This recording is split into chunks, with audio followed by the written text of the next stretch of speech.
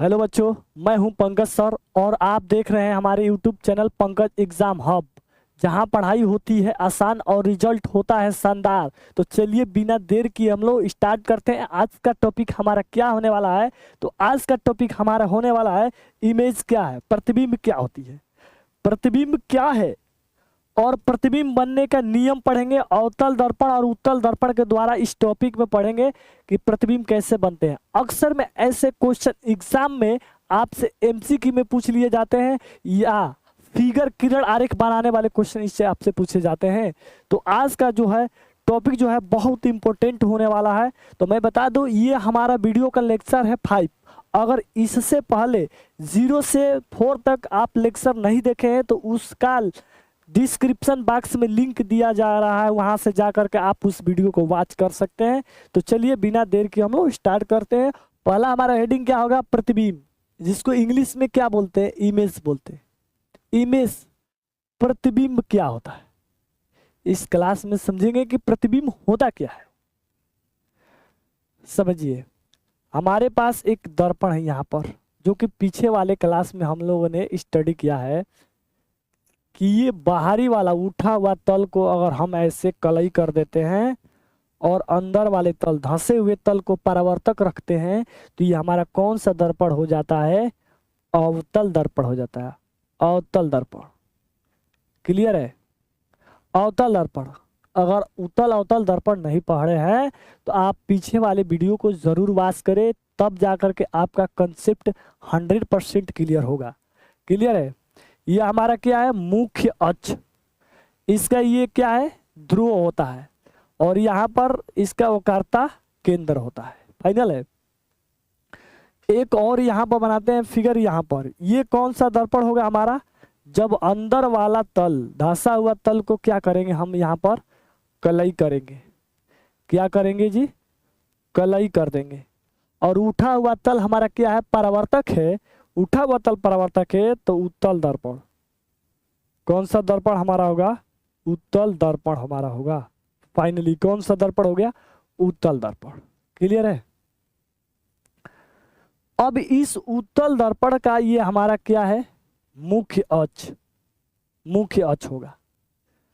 अब समझते हैं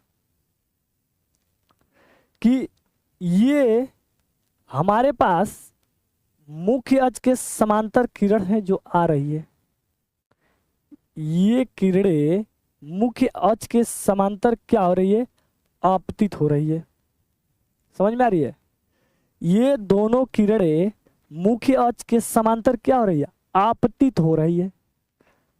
यहां पर और इस दर्पण में देखते हैं, अवतल दर्पण में देखते हैं कि मुख्य अक्ष के समांतर यहां भी आ रही है।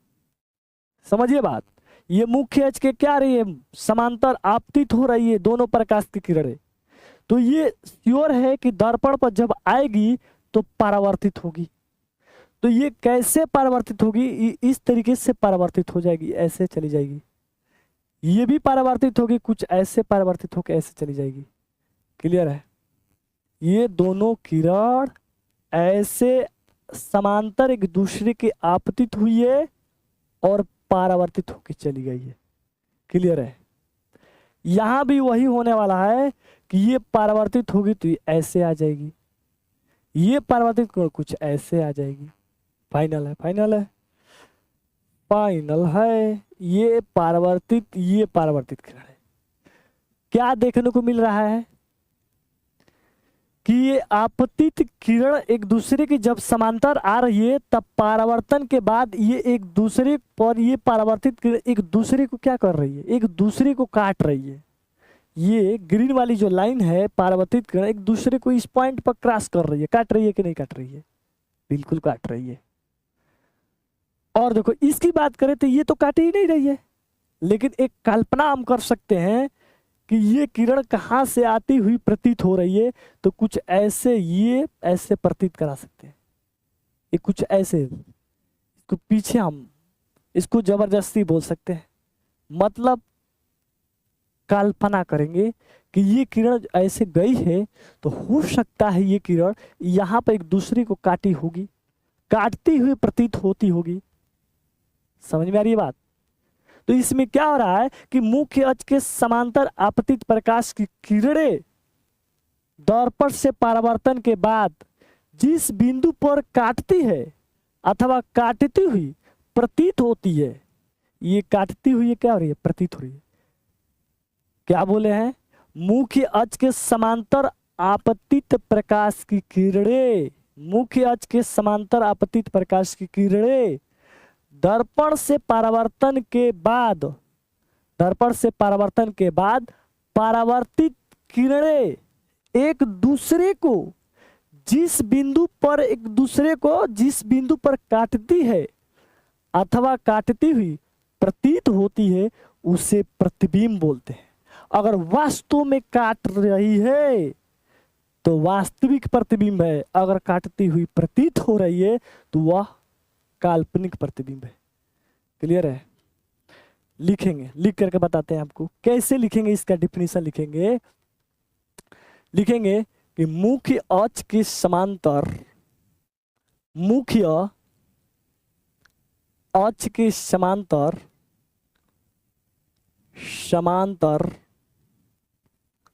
आपतित, मुख्य अक्ष के समांतर आपतित प्रकाश की किरणें दर्पण से परावर्तन, दर्पण से परावर्तन के बाद लिखे या पश्चात लिख सकते हैं। दर्पण से परावर्तन के बाद एक दूसरे को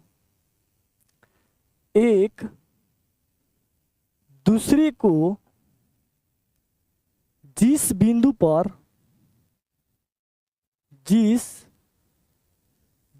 पर काटती है, एक दूसरे को जिस बिंदु पर काटती है अथवा काटती हुई प्रतीत होती है, काटती हुई प्रतीत होती है, प्रतीत होती है, उसे प्रतिबिंब कहते हैं। उसे प्रतिबिंब, इमेज, उससे प्रतिबिंब कहते हैं। उसे क्या कहते हैं जी? उसे हम क्या कहते हैं? उसे हम प्रतिबिंब कहते हैं। फाइनल है। मुख्य अक्ष के समांतर आपतित प्रकाश की किरणें दर्पण से परावर्तन के बाद एक दूसरे को जिस बिंदु पर काटती है अथवा काटती हुई प्रतीत होती है उससे प्रतिबिंब कहते हैं। प्रतिबिंब को आई से रिप्रेजेंट करते हैं। आई मतलब इमेज, ये हमारा क्या हो गया? प्रतिबिंब हो गया। फाइनल है, फाइनल है।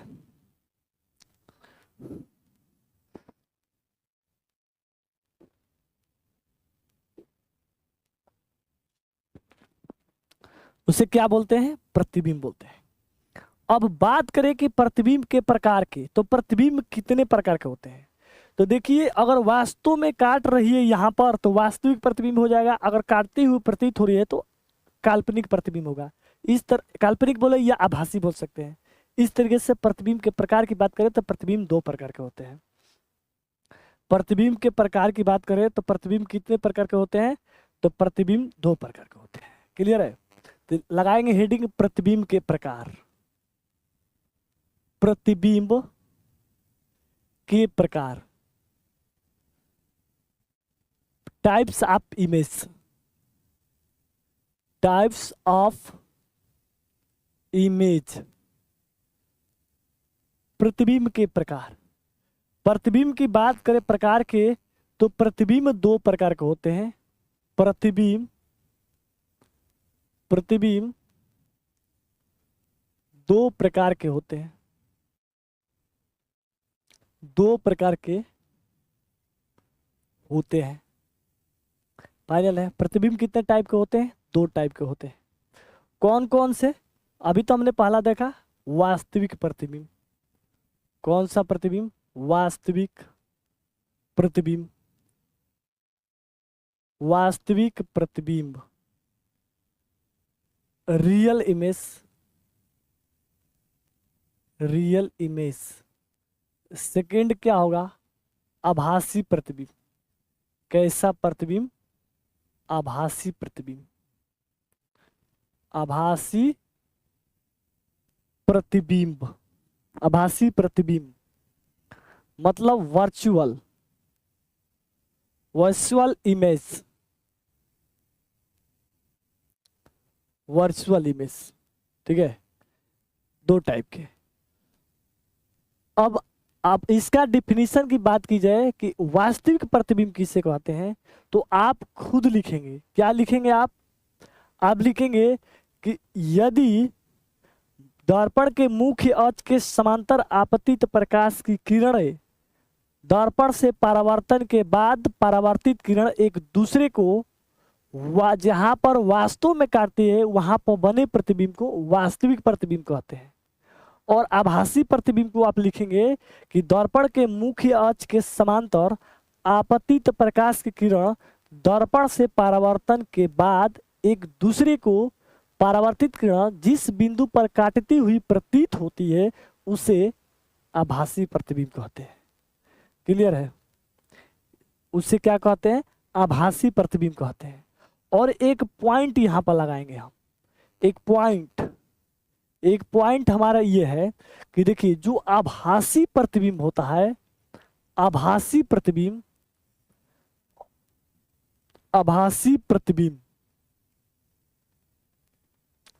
सदैव क्या होता है? सीधा होता है।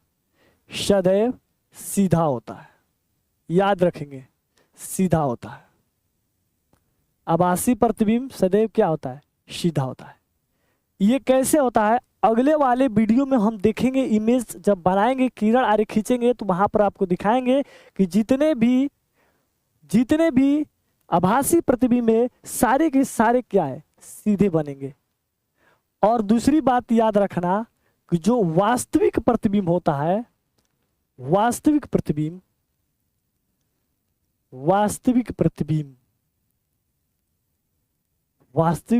सदैव क्या होता है? उल्टा होता है। उल्टा होता है।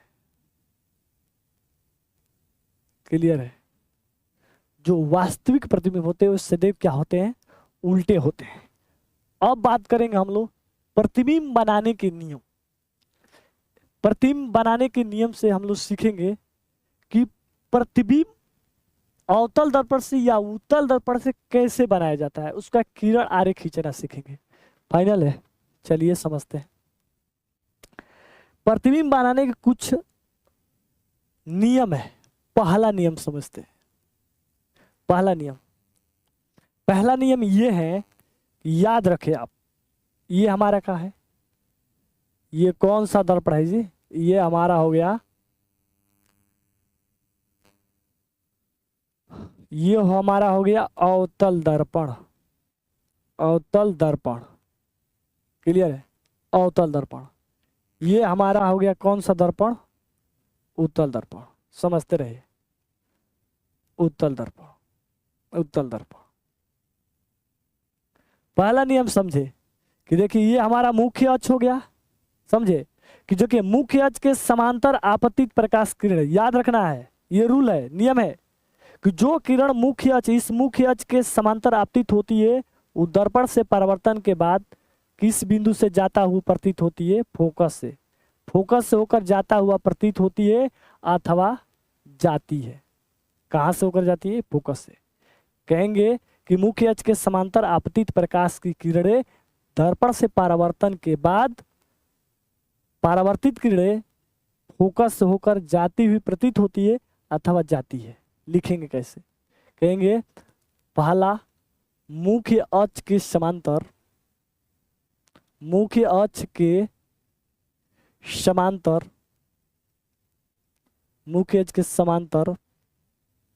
आपतित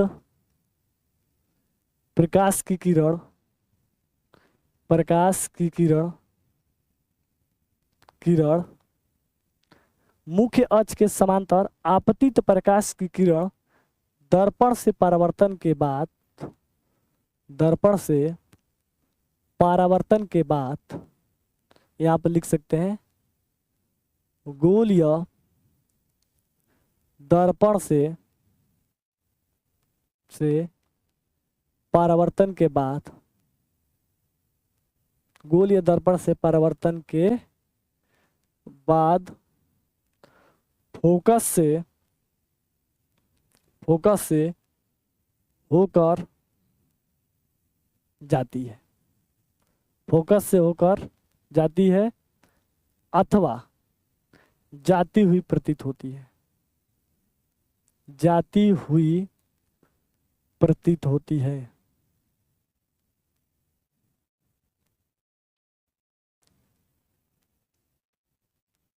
जाती हुई प्रतीत होती है। यहाँ पर हमने क्या सीखा कि मुख्य अक्ष के समांतर आपतित प्रकाश की किरणें दर्पण से परावर्तन के बाद वो कहाँ से होकर जाती है, फोकस से होकर जाती है अथवा जाती हुई प्रतीत होती है। क्लियर है? दूसरा समझेंगे। सेकंड, दूसरा क्या कहता है, दूसरा समझेंगे। ये हमारे पास कौन सा दर्पण होगा, पहले बार बार हमें ये बनाने पड़ेंगे, समझते हैं। मुख्य अक्ष, ध्रुव, अब ये हमारे पास ये फोकस हो गया। क्लियर है? ये हमारे पास एक दर्पण हो गया और इसका ये मुख्य अक्ष हो गया, और इसका फोकस की बात की जाए, इसका फोकस, तो इसका फोकस यहां पर बनाते हैं। अब देखते हैं अब क्या करें। इसमें हम पहले वाला देखें कि मुख्य अक्ष के समांतर किरण आ रही थी तो परावर्तन के बाद फोकस से होकर जा रही थी अथवा जाती हुई प्रतीत हो रही थी। इसमें क्या करेंगे कि अब हम फोकस से ही भेजेंगे, ऐसे ऐसे ऐसे। देखिए यहां पर ये किरण जो है फोकस से होकर जाती हुई क्या हो रही है, प्रतीत हो रही है। और यहाँ पर ये क्या कर रहे हैं हम लोग, यहाँ पर करने वाले हैं कि फोकस से होकर जा रही है। क्लियर है? तो याद रखें मुख्य अक्ष के समांतर, देखिए ये तो कलई किया गया है, प्रकाश आर पार नहीं होगा। अब ये ऐसे जाएगा तो ये क्या हो जाएगा भाई, ये तो परावर्तित हो जाएगा ऐसे। मान रहे हैं कि ये जो किरण कहां पर आ रही है, फोकस से होकर जाती हुई प्रतीत हो रही है, और ये क्या है, फोकस से होकर जा रही है। तो ये फोकस से होकर जाने वाली है और ये फोकस से होकर जाती हुई प्रतीत होने वाली है। और दोनों केस में क्या होगा कि दोनों केस में ये होगा कि ये किरणें दोनों क्या होंगी, परावर्तित होगी, किसके समांतर, मुख्य अक्ष के समांतर हो जाएगी। तो कहेंगे कैसे कि गोलीय दर्पण के फोकस से होकर आने वाली अथवा आती हुई प्रतीत होने वाली प्रकाश की किरणें दर्पण से परावर्तन के बाद मुख्य अक्ष के समांतर हो जाती है। यानी दर्पण से परावर्तन के बाद परावर्तित किरण क्या हो जाती है, मुख्य अक्ष के समांतर हो जाती है। तो देखिए अगर इधर होंगे तो आने वाली बोल सकते हैं, और इधर होंगे तो जाने वाली बोल सकते हैं। लिख करके बताते हैं आपको। लिखेंगे कैसे, हम लिखेंगे कि गोलीय दर्पण के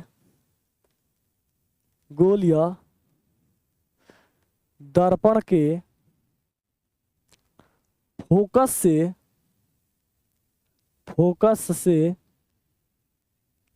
होकर, गोलीय दर्पण के फोकस से होकर जाने वाली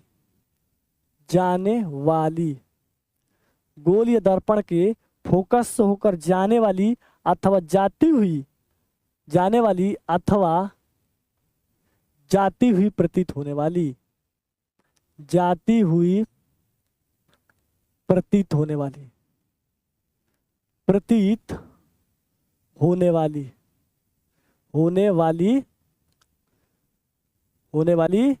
प्रकाश की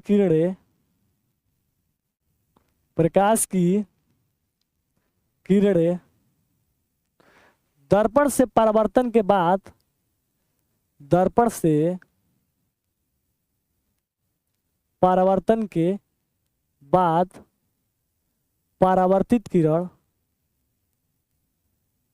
परावर्तित किरण मुख्य अक्ष के समांतर हो जाती है, मुख्य अक्ष के समांतर हो जाती है, समांतर हो जाती है।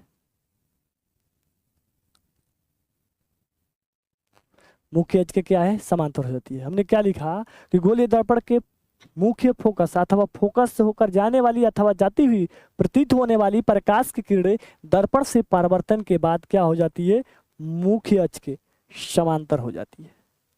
क्लियर है? फिगर आप बना लेंगे। देखिए इसमें होगा क्या, ये जा रही है, ये प्रकाश किरण यहाँ पर तो ये कलई भाग है ना, तो इसको तो भेद करके आर पार तो नहीं होगी, ये अपारदर्शी है, ये पार नहीं कर पाएगी तो ये परावर्तित होगी। इसमें भी ये पार नहीं कर पाएगी तो ये इधर परावर्तित हो रही है। तो इधर पार नहीं कर पा रही है तो हम एक कल्पना ही तो कर सकते हैं कि ये ऐसे जाती हुई प्रतीत हो रही है। कहाँ से? फोकस से। क्लियर है?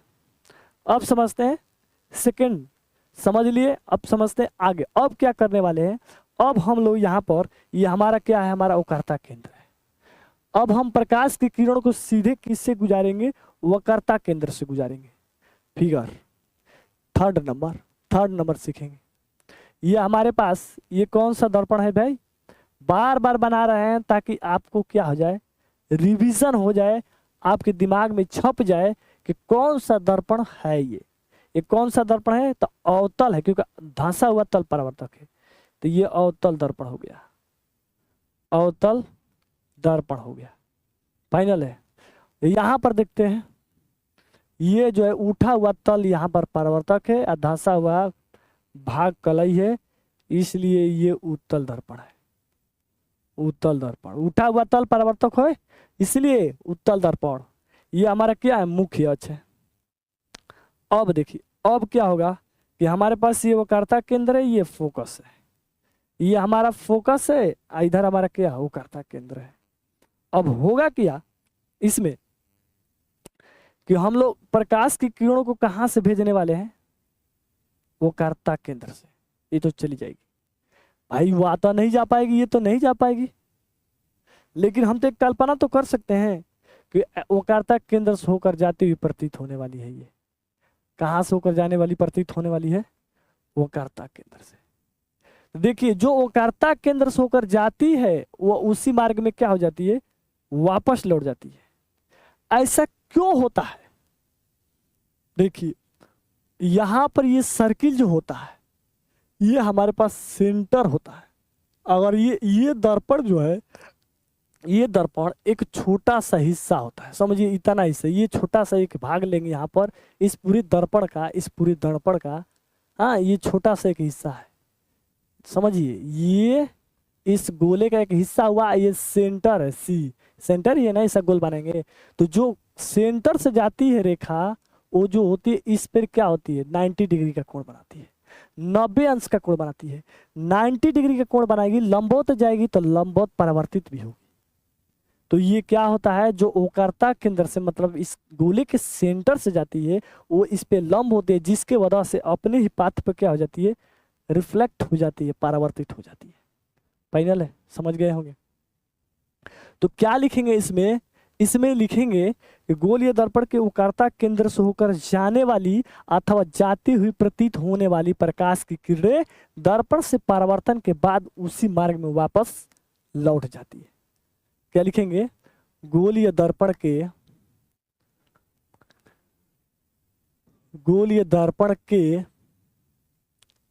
वक्रता केंद्र शी से होकर वक्रता केंद्र से होकर जाने वाली, वक्रता केंद्र से होकर जाने वाली अथवा जाती हुई प्रतीत होने वाली, अथवा जाती हुई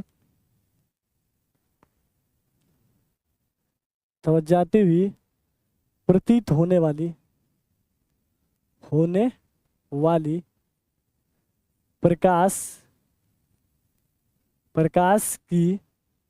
होने वाली प्रकाश की किरणें दर्पण से परावर्तन के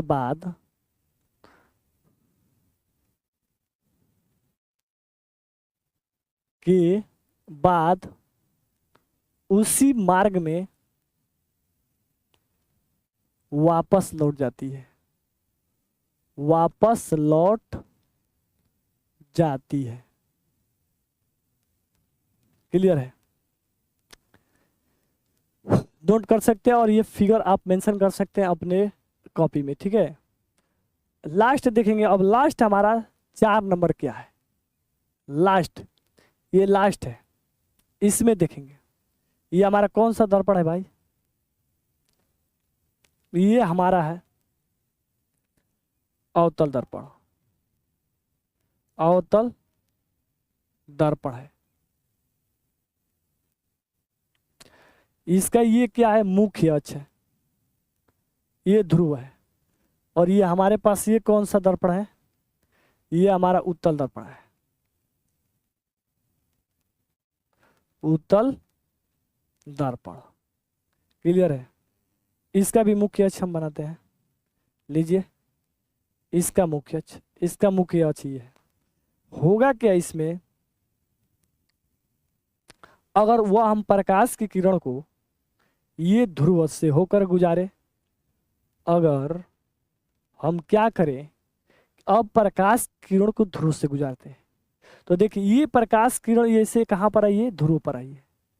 तो ये इस मुख्य अक्ष के साथ जितना कोण बनाती है, उतना ही मुख्य अक्ष के साथ कोण बनाती हुई ये क्या हो जाती है? परावर्तित हो जाती है। मतलब ये कोण थीटा है, तो ये कोण भी क्या होगा? थीटा होगा। यहाँ पर ये मुख्य अक्ष के समान, सॉरी, ये ध्रुव पर आपतित हो रही है, कुछ एंगल बनाती हुई आपतित हो रही है। ये अगर थीटा बना रही है, तो थीटा बनाती हुई क्या हो जाती है? परावर्तित भी हो जाती है। फाइनल हमने क्या देखा कि गोलीय दर्पण के ध्रुव पर मुख्य अक्ष के समांतर जितना आपतित कोण बनाती हुई किरण आ रही है, उतना ही मुख्य अक्ष के साथ परावर्तन कोण बनाती हुई क्या हो जा रही है? परावर्तित हो रही है। तो हमारा रूल लिखेंगे कैसे? इसमें लिखेंगे ध्रुव पर आपतित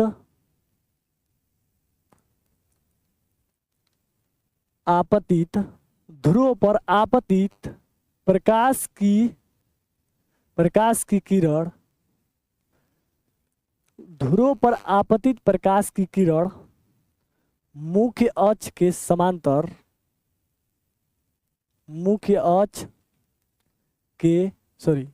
ध्रुव पर आपतित प्रकाश की किरण, ध्रुव पर आपतित प्रकाश की किरण मुख्य अक्ष के साथ जितना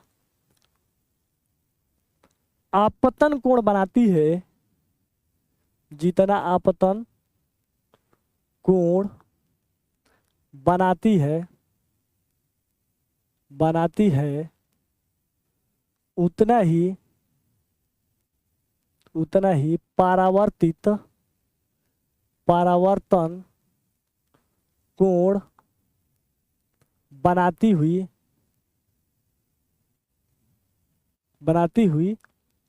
परावर्तित हो जाती है, परावर्तित हो जाती है। क्लियर है? हमने क्या देखा कि ध्रुव पर आपतित प्रकाश की किरणें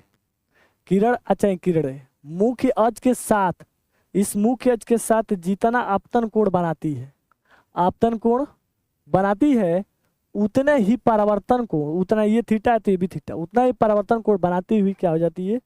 परावर्तित हो जाती है। क्लियर है? यहीं पर हमारा ये वीडियो का लेक्चर समाप्त होता है। और बाकी जो है कि ये उत्तल या अवतल दर्पण से प्रतिबिंब कैसे बनते हैं, वो सारे अगले वाले लेक्चर में लेकर आएंगे।